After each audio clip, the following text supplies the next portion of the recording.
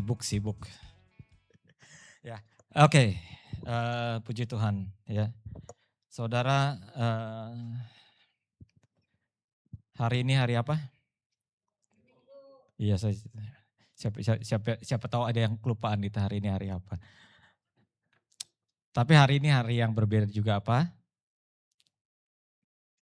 Kita merayakan apa? Sunday service. Enggak.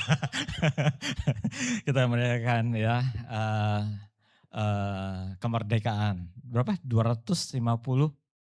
Oke, hari ini kita mau bicara ya berkaitan dengan Independence Day ya yang ke-250. Saya percaya saudara bahwa bahwa betapa pentingnya hari ini saya mau bagikan yaitu dengan judul ini. Bagaimana kita merdeka ya, tetapi berkaitan dengan dalam Kristus. Amin. Dan nomor satu yang saya mau bagikan di sini adalah bahwa freedom is not free. Bahwa kemerdekaan itu bukan sesuatu yang free, gratis. Tetapi kita tahu semua bahwa banyak yang dikorbankan. Tidak hanya bicara mengenai air mata atau penderitaan aja. Tetapi lebih daripada itu kalau kita mendengar kabar kalau bagaimanapun saya percaya sebagian besar bahwa kemerdekaan itu dicapai dengan satu pengorbanan yang besar. Amin. Ada sampai bahkan darah tertumpah darah bukan hanya berdarah-darah, darahnya sampai tertumpah. Ya, karena di sini itu membicarakan mengenai bahwa begitu banyak pengorbanan dan sudah pasti juga ada korban jiwa. Ada korban jiwa yang terjadi untuk bisa meraih satu kemerdekaan. Apa yang dimaksud dengan di sini? Bahwa kemerdekaan itu adalah berharga. Amin. Amin. Saudara bisa merdeka ya, itu berharga ya. Pastor Sani sebentar lagi Senin akan ke Indonesia, saya merdeka sedikit. ya, ya merdeka sedikit. Saudara, apakah itu maksud merdeka? Bukan, bukan yang itu, saudara. Bukan maksudnya itu. Tapi di sini bahwa selalu ada harga yang dibayar dan untuk bisa merdeka itu sesuatu yang sangat bernilai dan berharga. Saudara, pertanyaannya adalah begini, bahwa sebenarnya Yesus ya ini ditebus oleh karena darah Kristus. Oke. Sebab kamu tahu bahwa kamu telah ditebus bukan dengan barang yang fana, bukan pula dengan perak atau emas, melainkan dengan darah yang mahal yaitu darah Kristus. Saudara, termasuk untuk memerdekakan kita. Memerdekakan kita, Yesus bahkan harus dengan nyawanya sendiri, dia harus mati untuk kita semua. Itu menunjukkan betapa kita berharga di mata Tuhan. Amin. Saudara, bukan hanya kemerdekaan untuk satu negara, bukan hanya kemerdekaan untuk yang lain, tetapi bahkan untuk memerdekakan kita, membebaskan kita. Bahwa itu sesuatu yang luar biasa. Seberapa kita menghargai bahwa sebenarnya kita sudah dimerdekakan oleh Tuhan. Seberapa kita menghargainya. Kadang-kadang mungkin saat ini kita kelupaan. Hari ini saya mau membagikan sesuatu. Yang pertama yaitu mengenai ini. Apa yang menghalangi orang untuk hidup merdeka? Apa yang menghalangi orang untuk hidup merdeka? Ya, saudara, gini, di dalam Yohanes 8 ayat yang 36.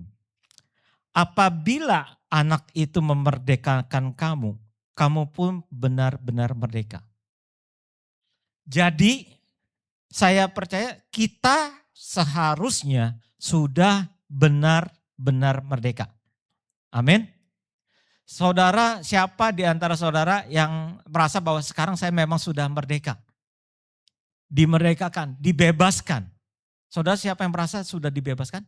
Siapa yang saudara merasa dulu berbeda dengan sekarang, bahwa dulu hidup saya terbelenggu dan sekarang saya merasa bebas. Saya merasa bahwa Tuhan benar-benar membebaskan. Semakin saudara merasa saudara bahwa memang Tuhan membebaskan saya percaya semakin orang itu menghargai betapa Tuhan itu berarti dan berharga buat kita. Amin. Nah, sekarang kita harusnya sudah merdeka. Tapi kenyataannya di dalam dunia ini, bahwa banyak dari umat manusia, banyak dari kita yang ternyata walaupun harusnya sudah merdeka, tetapi kenyataannya belum merdeka. Saya kasih contoh dulu di awal, yaitu dua kasus, dua hal. Yang pertama yaitu di sini. Saudara di Nigeria, ya, dia lagi beribadah, saudara nggak tahu berapa kali sih, cuman yang terparah yang terakhir, yaitu waktu mereka beribadah, ini di tempat ibadah, ya, itu namanya Boko Haram nih satu bukan sindikat lah, satu organisasi di sana ditembakin. Lagi ibadah, saudara. Bayangin, lagi ibadah, nggak ada senjata, mereka pakai tentara, pakai mobil dari luar, udah aja kayak main-mainan gitu, ditembakin dari luar. Dan banyak yang mati, banyak yang mati dan juga ada yang melarikan diri. Salah satunya mereka yang selamat. Mereka bilang apa? Mereka bilang gini, saya cuma mau ibadah. Saya cuma mau ibadah. Saudara bisa beribadah di sini, bersyukur. Benar? Bersyukur. Mereka cuma bilang, mereka cuma mau, just want to worship God. Yang kedua di sini, saudara, kemarin waktu saya ngobrol sama Pastor Martin, satu hal yang sangat berbeda bagaimana di China, yaitu apa?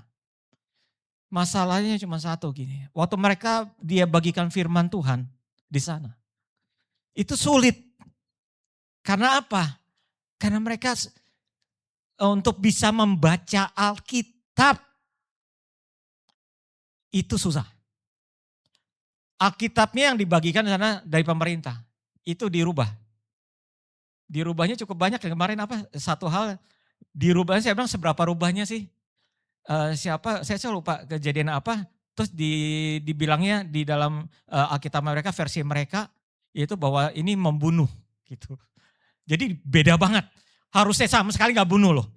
Tapi bahwa ini akhirnya ngebunuh gitu. Jadi Alkitab itu beda. Karena itu buat mereka it's a privilege. Saudara bisa bayangin, Pastor Martin itu kalau lagi berkumpul berdoa di rumahnya atau apa, itu harus siap mental. Dia bilangnya harus siap mental bahwa segala sesuatu siap lari. Siap lari. Saya mau tanya, kalau saudara di sana mau ikut doa nggak? Atau siapa yang mau ikut doa di sini hari Selasa? Nggak ditembakin loh. Hah? Mereka, dia bilang yang datang yang kemarin di foto itu udah siap mental. Udah di training kalau sampai ditangkap. Udah di training kalau sampai di penjara ngomongnya apa. Tapi terlebih dia bilang, baca Alkitab. Itu nomor satu, dia bilang mereka kekurangannya adalah karena enggak punya Alkitab. Saudara punya Alkitab? Saudara punya Alkitab? Saudara baca Alkitab? Baca Alkitab? Baca. Ya, maksudnya di sini, keadaan ada beberapa situasi memang yang tidak memungkinkan. That's impossible. Untuk mereka bisa beribadah. Saudara, kalau ngeliatin mereka, sudah patutnya kita bersyukur. Benar? Kita di tempat ini bisa duduk yang empuk, ya, ber-AC, gak kepanasan, gak kedinginan, sound system bagus, suara bagus, semuanya. This a privilege. Kenapa gak nikmatin? Saudara pernah gak sih, kita pernah sekali waktu itu ibadah, tiba-tiba mati lampu kan? Ya sekali pernah ibadah pakai lampu, nggak ada lampu, nggak ada apa-apa ya, pakai gitar. Saudara, di tempat lain mereka ibadah sederhana. Saya cuma mau kasih tahu bahwa kemerdekaan itu berharga. Itu anugerah. Kalau kita masih diberi waktu untuk kemerdekaan, bisa bebas beribadah, baca Alkitab, pakai itu sebagai satu buat kita, memicu kita. Amin. Ya. Ada situasi yang pertama, yaitu situasi tidak memungkinkan. Tetapi apa yang berbeda dengan mereka, oke lah. Ini mereka mungkin katanya, oke, ekstrim. Sekarang saya kasih kenyataannya bahwa bagaimana dengan kalau yang tidak ekstrim, biasa seperti kita. Paling tidak ada 4 hal. 4 hal. Saudara, yang pertama ini. Rasa bersalah dan masa lalu yang belum selesai. Ada 4 hal yang istilahnya buat saya ini adalah memenjarakan kita. Oke. Saudara merdeka, gambarnya gini. Tuhan membebaskan kita. Artinya Tuhan telah membuat kita punya kebebasan. Tetapi yang menjadi masalah gini. Banyak orang yang Tuhan bilang sudah dibebaskan, tapi mentreat diri sendiri tidak bebas. Contoh, anggapannya paling gampang gini. Saudara misalkan di penjara, Tuhan bilang sudah dibebaskan, pintunya sudah dibuka, sudah dilepaskan, tapi saudara masih hidup di dalam penjara. Itu contohnya. Ya. Salah satunya yaitu rasa bersalah dan masa lalu yang belum selesai, itu bisa membuat orang itu hidupnya seperti dibelenggu dan dipenjara. Saudara, 4 hal terbanyak, kalau saudara lihat, saya ngambil dari 4 source, ada Christianity Today dan lain-lain, dan itu semuanya. Nomor 1 topnya adalah yang pertama, yaitu yang ini. Rasa bersalah dan masa lalu yang belum selesai. Saudara, apa yang dimaksud dengan masa lalu? Masa lalu misalkan ada satu rasa bersalah atau penyesalan. Waktu saya tidak pernah lupa waktu II saya meninggal ya, yang di LA. Salah satu anaknya yang paling kecil, yang nangisnya paling kencang. Ya. Saya kan pertama saya nggak tahu kenapa. Dia akhirnya cerita, dia ngomong, kenapa? Dia tuh yang paling menyesal dengan kejadian ini. Kenapa? Karena dia bilang, selama cukup lama maminya itu siang itu kadang telepon dia. Dia ini super sibuk. Memang super sibuk. Iya, semua orang sibuk lah. Cuman selalu dibilang, udah Mi nanti aja ya. Akhirnya sore atau malam. Sore malam cuma makan sebentar terus pulang. Itu kejadian berkali-kali. Tiap kali kebanyakan kalau siang, namanya juga orang tua, mama ke anak, telepon itu selalu cepetan. Saudara, sampai dia nggak bawa, akhirnya dipanggil Tuhan. Dia itu nyesalnya, dia bilang dia nyesal banget. Kenapa? Karena ternyata ya dia tidak tahu bahwa mamanya dipanggil begitu cepat. Tapi itu satu hidup di dalam satu penyesalan. Dia bilang itu yang tidak bisa terlupakan dalam hidupnya dia.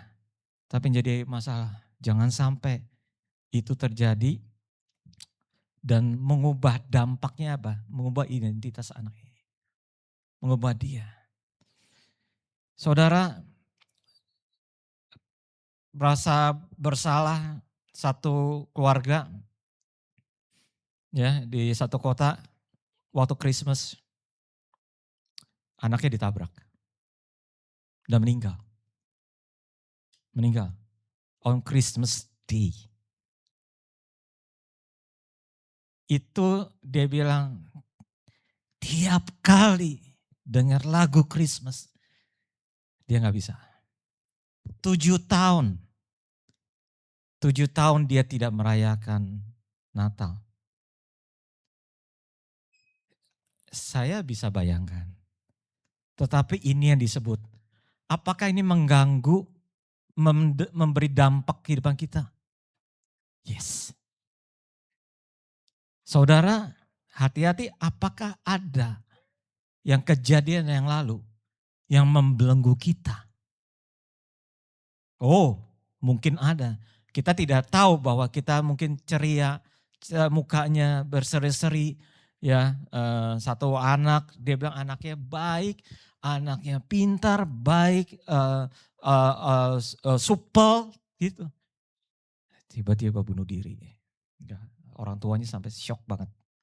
Terus dia siapkan tulis surat, udah tahu tulis surat kepada orang tuanya. Ya. Ini bahaya, ini bom atom. Saudara harus mengerti dan harus dibebaskan. Apa yang mungkin masih membanggu masa lalu yang belum selesai. Amin. Ada orang-orang yang hidupnya seperti ini di dalam saat ini. Karena itu saudara, belenggu terbesar bukan dosa hari ini tapi rasa bersalah kemarin. Itu bagus banget quote-nya. Kadang-kadang belenggu itu bukan karena apa yang dilakukan hari, tapi justru yang lalu. Amin. Itu yang nomor 1. Nomor 2 yang paling banyak, yaitu ini. Kepahitan dan tidak mau mengampuni. Ya, kepahitan dan tidak mau mengampuni. Saudara, saya lupa Pastor Sony pernah bagikan enggak ya. Satu kali kita pelayanan ya ke Depok ya Depok. Saudara kalau saudara pernah ke rumah orang, rumahnya besar ya. Saudara yang diparkirin apa gitu kan. Saudara yang diparkirin kalau punya rumah biasanya apa? Mobil atau pesawat enggak ya? Atau kereta api saudara. Iya. Ini lokomotif. Yang di depan begitu saudara masuk di depan di pintu di parkiran ya. Saudara ada gerbong kereta api, bayangin gak sih? Saya sampai bilang ini ngapain ada kereta di depan rumah gitu. Rumahnya memang gede sih di Depok ya. Dia bekas jenderal. Ya, bekas jenderal. Dia kita pelayanan ke situ. Rumahnya saking besarnya saudara itu ada kolam renang. Tapi ada helipad ada, bukan hanya helipad. Kolam renangnya saudara bisa bisa ada kayak perosotan. Saya nggak tahu bahasa Inggrisnya apa ya. Slider. Perosotannya bisa muter dari atas kayak bukit, dia kan rumahnya gitu, bukit dari atas ke bawah, udah kayak arung jeram saudara. Di rumahnya saudara. Aduh rumahnya gede sekali. Rumahnya gede sekali, yang isi cuma 2 orang. Kakek nenek. Dan anaknya tidak pernah mau datang. Si bapak ini keras sekali. Seluruh anaknya gak peduli dengan ini. Karena itu kita pelayanan kasih dari surga memenuhi tempat ini. Cuma ngomong gitu. Si bapaknya ini kita lagi makan nih. Tadi mau doa makan, tapi nyanyi dulu. Gak jadi makan saudara, nangis. Dia gak bisa makan. Bapaknya nangis sambil makan. Mau bagi-bagi itu. bapaknya nangis, emaknya nangis juga. Emaknya nangisnya beda karena bapaknya beda lagi nih. Bapaknya nangisnya karena kepahitan sama anaknya, emaknya nangis karena bapaknya. Bapak karena bapaknya masalah. Jadi nangisnya beda saudara. Sambil bagiin makanan saudara sampai nangis. Ya kita doakan, tapi saudara ini orang yang hidup kepahitan. Kepahitan bagus banget sih. Dia bilang, mengampuni itu membebaskan, bukan membebaskan orang lain. Tapi mengampuni membebaskan apa? Dirimu. Saudara mengampuni itu bukan lebih ke arah bukan untuk orangnya. Tapi para kitanya. Amin. Supaya kitanya bebas dan dimerdekakan. Amin. Saudara, itu nomor 2 yang paling sering, yaitu kepahitan yang tidak mau mengampuni. Dan yang ketiga, yang jadi sering, yaitu kekhawatiran dan ketakutan. Kekhawatiran takut. Takut apa? Takut ekonomi, takut kesehatan masa depan. Takut ekonomi. Siapa? Ruth. Ahimelek ya? Suaminya. Ahimelek kan suaminya? Bukan suaminya Ruth. Boas ya? Boas. Saudara, mereka satu keluarga pindah kota karena apa? Takut apa? Ekonomi kan? Oh itu Naomi. Iya, enggak. Mereka mereka itu, oh ya Naomi. Mereka itu pindah karena ada kelaparan. Ya, ada kelaparan. Yang sebenarnya kelaparannya belum tentu terjadi. Oke? Belum tentu terjadi, tapi dia senior. Takut. Jadi udah dijualin hartanya, dia pindah dulu ke kota yang lain. Sampai habis, sampai meninggal, betul. Sampai habis dan sampai meninggal. Itu takut dengan ekonomi. Saudara, khawatir dan takut itu adalah sesuatu yang paling banyak dihinggapi kepada manusia. Yang yaitu invisible. Tidak pernah tahu, tidak pernah kerasa. Saudara kadang kalau ditanya, saudara saya tidak pernah takut. Tapi saudara malam gak bisa tidur. Itu artinya takut yang di dalam, kekhawatiran. Yang ada di dalam, yang sebenarnya saudara tidak tahu bahwa saudara sedang mengalami ketakutan. Ini kalau tidak dibenarkan, tidak diluruskan, takut dengan ekonomi bisa larinya ke kesehatan. Ya, benar? Bisa ke jantung, bisa ke diabetes, bisa kemana. Ditanya nggak ada apa-apa, sehat, kuat, olahraga, jaga makanan. Betul? Tapi bisa kejadian, kenapa? Pasti ada sesuatu di alam bawah sadar.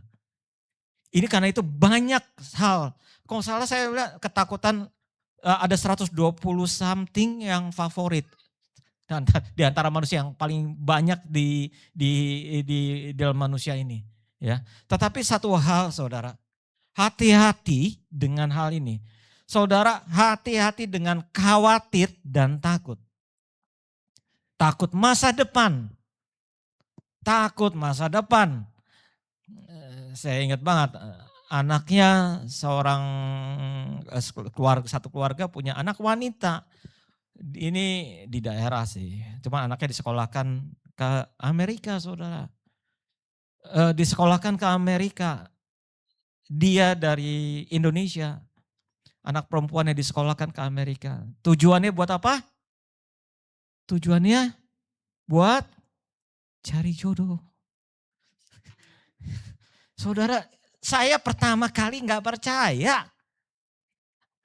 Waktu saya ke kotanya, ketemu dengan orang tuanya, ini ketemu ngobrol-ngobrol, benar, itu nggak bohong. Pertama saya tahu dari temannya, tapi Pak Sur ini orang tua memang pokoknya harusnya ke Amerika cari harus dapat jodoh, mateng kan, punya konsep gitu, saudara. Tapi memang kenyataan seperti itu. Ini yang kasihan si anaknya.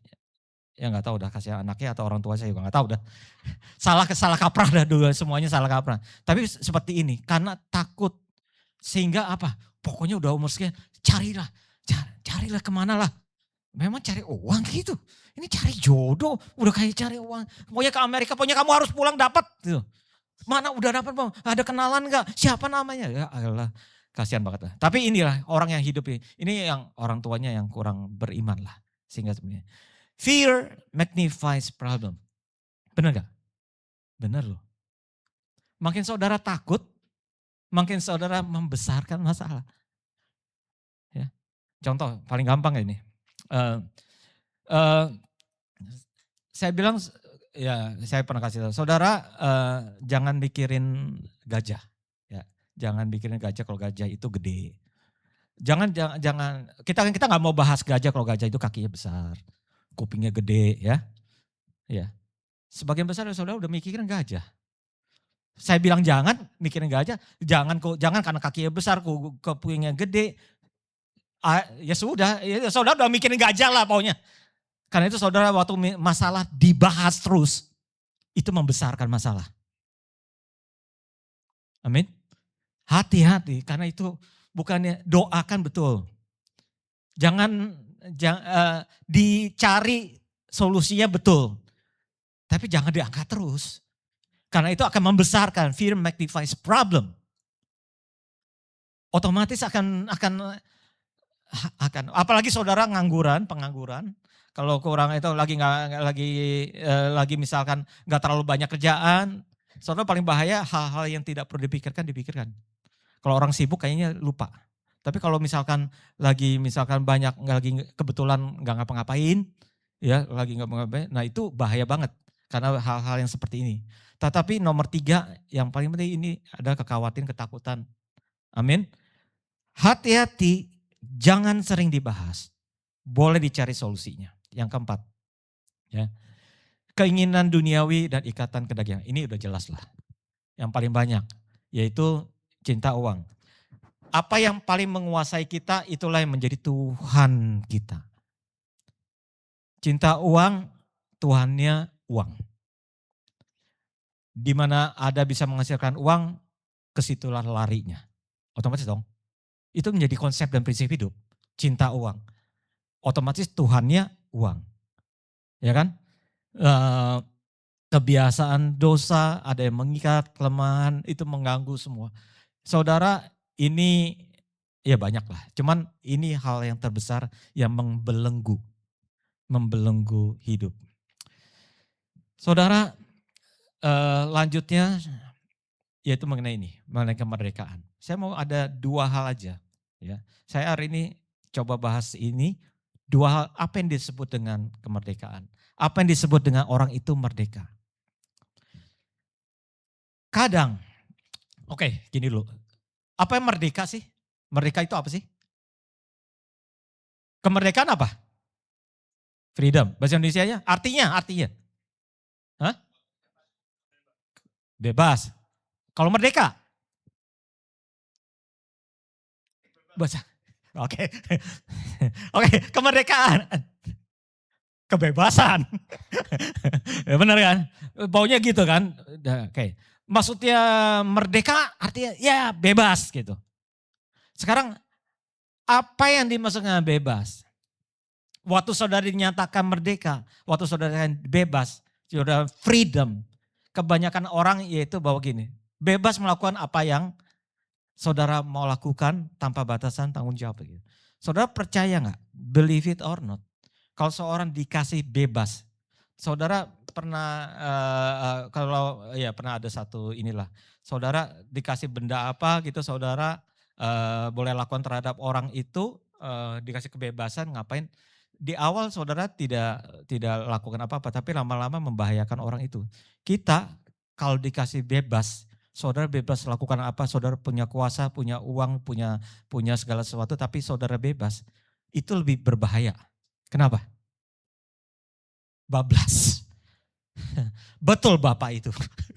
Bablas. Saudara, karena itu ini yang kebanyakan disebut orang bahwa memperjuangkan kemerdekaan. Begitu artinya apa? Ayo dong kasih kebebasan sekali itu. Kebanyakan bablas.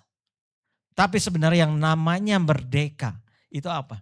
Saudara, kemerdekaan itu adalah, ini nggak tahu saya ngambil contoh di di di Indonesia. Saudara kan pernah ada di jalur ini kan? Ini jalur buat apa nih? Busway, benar. Busway itu buat apa? Buat motor, buat demo, gitu. Enggak, saudara. Itu sebenarnya buat bus aja. Tetapi selama nggak ada aturan, ya, kalau nggak ada aturan dibebaskan tanpa apa, itu yang jadi yaitu chaos. Saudara, hukum rimba itu bebas kan? Siapa yang berkuasa, siapa yang dia menang. Saudara tahu, waktu saudara ada di tempat hukum rimba, saudara makin tertekan, makin gak bebas, makin tidak merdeka karena makin takut.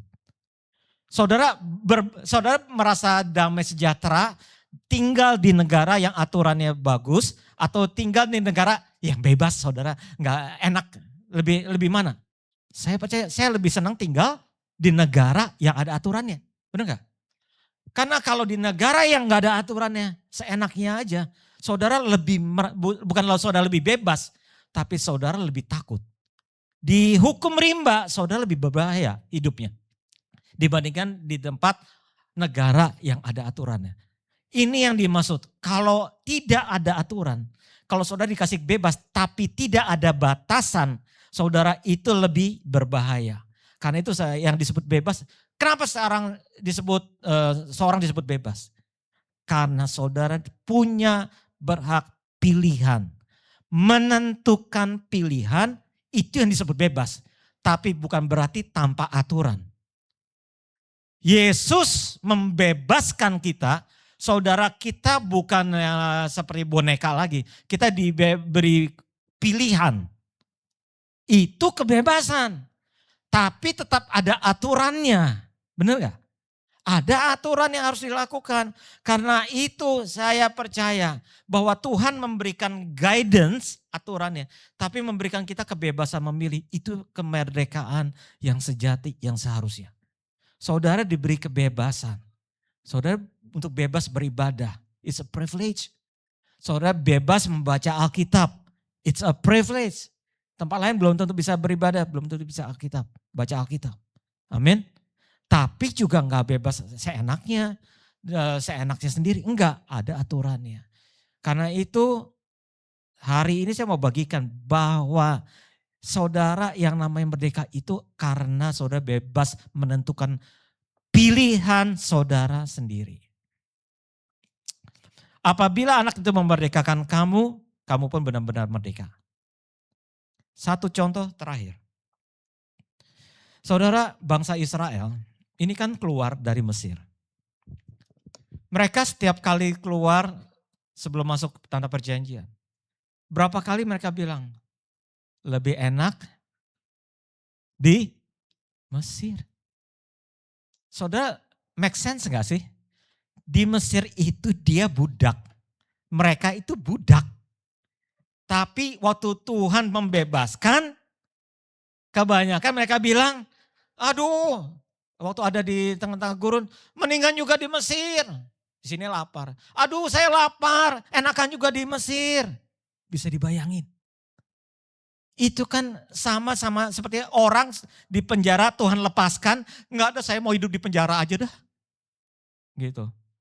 Sama keadaan seperti itu. Tapi menjadi masalah kenapa? Karena ini. Benar.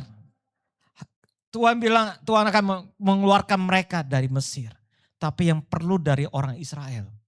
Mesir itu harus keluar dari hati mereka. Benar. Mesir itu harus keluar dari hati mereka. Badannya mereka di luar. Tuhan bilang memberikan kebebasan. Udah bebas. Tapi waktu lebih baik saya di Mesir sih.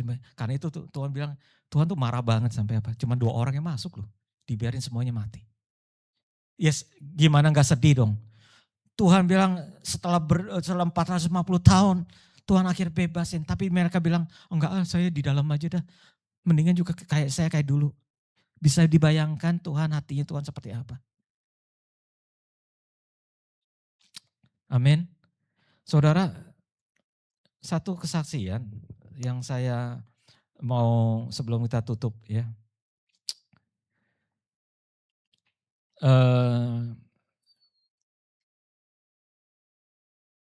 Tracy Chapman siapa? Stephen Curtis Chapman. Ya, mungkin saudara ada yang tahu atau enggak tahu. Dia cukup lama. Saudara tahu kan ada lagu-lagunya mereka, lagu-lagunya dia. Dia cukup lama tidak nulis lagu, dia vakum. Kenapa? Karena anaknya meninggal.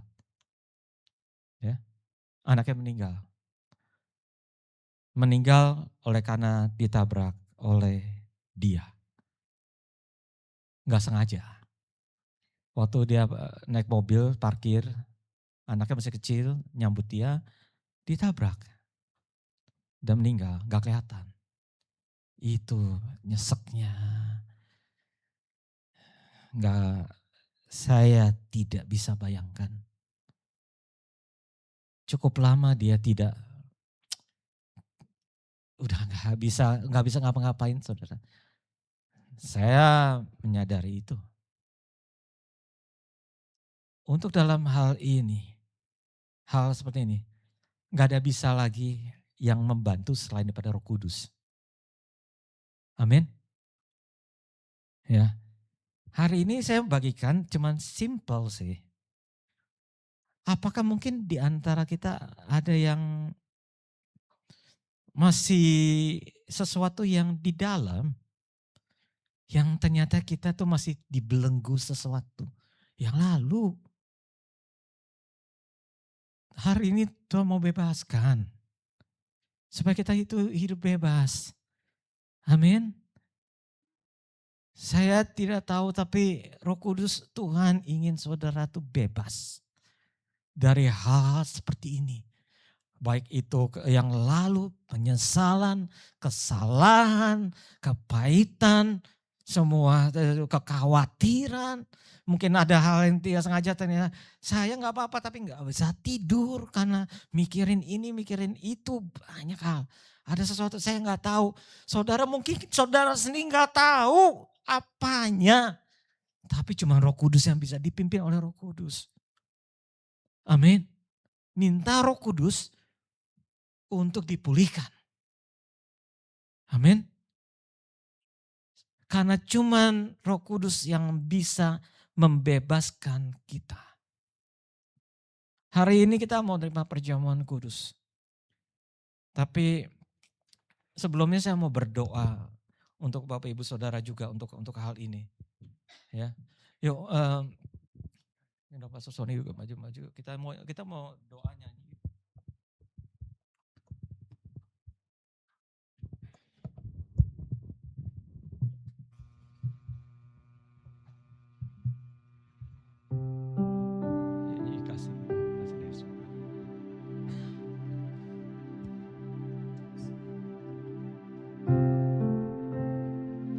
Kasih dari surga memenuhi. Saya undang ya pemusik belum ya. Kasih dari Bapa surgawi,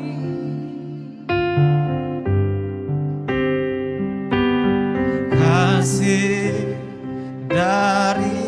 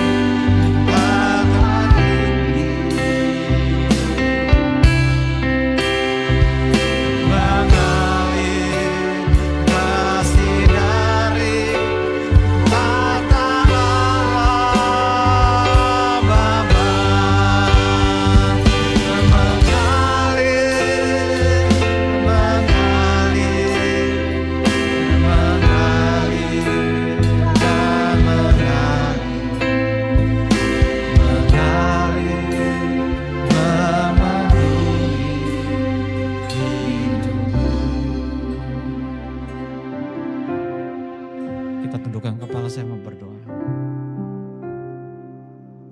Tidak kebetulan kami datang di tempat ini Tuhan. Kalau mungkin kami salah satu di antara hal-hal tersebut. Kau berdoa Tuhan, biarlah malam ini Kau memulihkan, memerdekakan, dan membebaskan. Make us free, Lord Jesus. Kami berdoa di dalam nama Tuhan Yesus. Kau berdoa Tuhan. Hamba tidak berdoa satu persatu, tapi ada di antara kami yang secara tidak sadar bahwa masih ada hal-hal yang membelenggu sehingga tidak bebas. Aku berdoa Tuhan dalam nama Yesus. Tuhan, malam ini biar Tuhan kasih Tuhan memenuhi setiap hati kami Tuhan di dalam nama Tuhan Yesus. Memenuhi hati kami Tuhan dalam nama Tuhan Yesus. Sekarang mari taruh tangan kita di dada kita. Aku berdoa setiap kami Tuhan yang hadir tempat ini. Di dalam nama Yesus, biar kasih Tuhan masuk dalam hati kami. Biar kasih Tuhan memenuhi hati kami, memenuhi pikiran kami, merestorasi hati kami di dalam nama Tuhan Yesus. Di dalam nama Tuhan Yesus, ya Bapa, kami berdoa dalam nama Tuhan Yesus. Kami minta saat ini Tuhan, kasih Tuhan mengalir dan mengalir di tempat ini Tuhan, di dalam nama Tuhan Yesus. Bapa, kami perlu kasih Engkau Tuhan, kami perlu kasih Engkau Tuhan. Kami perlu kasih-Mu Tuhan dalam nama Yesus. Tuhan, mungkin gak sekarang, mungkin nanti waktu kami di rumah, mungkin waktu kami berdoa, ada hal yang perlu dibebaskan. Biar Engkau juga Roh Kudus mengoreksi setiap hati kami di dalam nama Tuhan Yesus. Bapa, terima kasih Tuhan untuk malam ini. Terima kasih Tuhan di dalam nama Tuhan Yesus. Dalam nama Yesus.